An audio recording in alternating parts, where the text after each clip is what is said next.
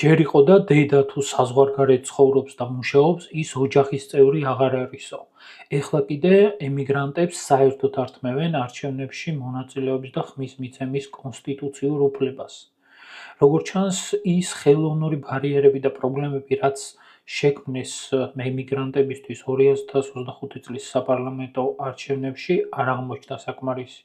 ის რომ არ გახსნეს საკმარისი საარჩევნო უბნები და იმ უბნებშიც კი, რომელიც იყო გახსნილი, საკმარისი ბეჭდებიც კი არ გააგზავნეს, რომ ხალხს, რომელსაც მოუწია ასობით კილომეტრის გავლა საარჩევნო უბანამდე, მერე კიდე რიგში არ მდგარიყო და უპრობლემოდ მიეცა ხმა. ზოგი რიგიდან გაბრუნდა, რადგან უკან დაბრუნებას ვერ ასწრებდა.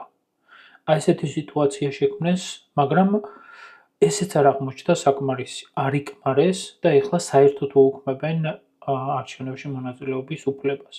იმის გათვალისწინებით, რომ ემიგრანტების რაოდენობა ნამდვილად იმატებს და არა იკლებს, ეს კატასტროფა იქნება.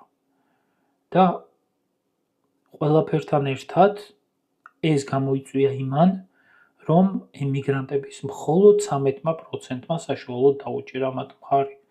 ამის გამო აუქმებენ მათ არჩევნებში მონაწილეობას, რომელ დემოკრატიაზეა საუბარი ამის შემდეგ.